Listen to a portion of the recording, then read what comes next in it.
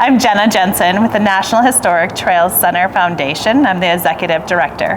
And I'm Tom Ray. I'm the President of the Wyoming chapter of the Oregon California Trails Association, and I'm also on the board of the foundation here at the Trails Center. So what the Trail Center is this is our 20-year anniversary that we're celebrating, and it is an opportunity for visitors and tourists and locals alike to come in and see the history of what Casper was like and why we are where we are and where we are today. We had 4 trails that came through here, and it was the Oregon, the California, the Pony Express, and the Mormon Trail. And what the museum does is highlights each of those trails as they come through, and it kind of starts off with a small little how the migration went, like just a few, and then it got bigger and bigger, and the museum represents that a lot in the architecture. And as you go through the building, you will notice that it starts with the Native Americans, and we're in this circle, and as you come all the way around, it comes to modern day, and then we're here in Casper, and you get this beautiful view of the veranda. How the foundation came to be together with the BLM, we have a partnership, and it's a MOU that is done between the Department of Interior, Bureau of Land Management, and then the foundation. So that agreement started long ago with Edna Canal, who Edna Canal was this powerhouse of a woman in Casper, Wyoming. She was one of those people who, maybe you know people like this, she'd ask you to do something and suddenly there was just no way to ever say no. And so Edna was I was working at the local newspaper at the time, and Edna was often in the newsroom making sure that this issue kept before the public, putting together a deal. So this land is owned by the city.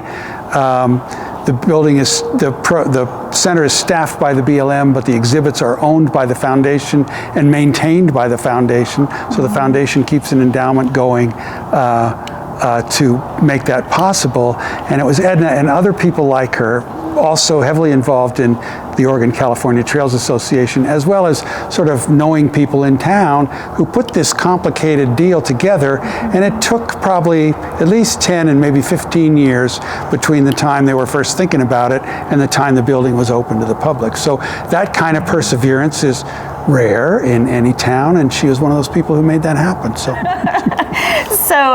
along with the Trail Center and Edna Canal, what she had started here in a mission that was developed was to preserve, it came off of, I believe, her time that she spent with OCTA, but it was to educate and preserve the history of Casper and to make it known for the visitors, the locals, and to educate most of them when they come into town. So we do a lot of programs nowadays over the internet with Zoom. The BLM, the rangers on that side, they do education programs that all over the United States and maybe even world too. I mean, they have a lot of different partnerships that they do in different areas. So her mission has really went above and beyond, I think, the realm of where she was thinking it was gonna be. It went beyond just being local. We're further than that. And so people are truly, it gives me goosebumps. Look, I got goosebumps to talk about it. But I mean, it was a mission that has just been fulfilled over and over again. And so this year we had the annual convention of the national organization, the Oregon California Trails Association, here in Casper. 4 days of talks and presentations, 2 days of talks and 2 days of bus tours along the historic trails, as well as days before and after of private vehicle treks along the trails. And there were about 200 people here from all over the West in this conference, and it was... In England. That's right. There was one guy from England, and there was... Chris from England. I think his name was Chris from England. He was from Devon. Yeah. So it was great. We had a good crowd and we had a lot of fun. So it was a great adventure, and we're really lucky that it happened. But what really made it possible were 2 things. One is the trails here, which are just great. And the other was the Trails Center, which was a huge, important partner all through the planning process and throughout the week. And we couldn't have done it without either of those. Okay, so when you're in town next, I mean, the way that people come and visit us is we are open 7 days a week, free admission. We have summer hours and winter hours, so you need to check our website, which is nhtcf.org. So Casper here in Casper, Wyoming was a place where the trails, all these trails, which were pretty much one trail here, crossed the river. So all kinds of interesting historic stuff happened here. And there's a number of interesting historic sites within an hour's drive of here that deal with this time. So east towards Douglas, Wyoming is Fort Fetterman, which was built in 1867 on a dramatic spot on top of a bluff looking over the Platte River.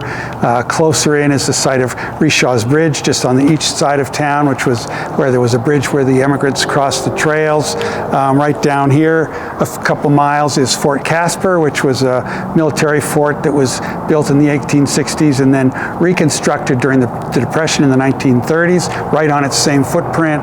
Further out along the trails, Prospect Hill, Independence Rock, Devil's Gate, wonderful landmarks and spots on the Oregon Trail. So if you like history, there's lots of other great history opportunities in Wyoming. One is the Wyoming Historical Society maintains a website called wyohistory.org. That's wyohistory.org, and there's lots of information, hundreds of articles on there about Wyoming history, including a lot of information about the historic trail. Yeah. Make sure to come and discover Casper. That's right. Right? And discover all of our history. That's right. That we have here. We Most do. of all, discover where the pavement ends and the West begins. There you go.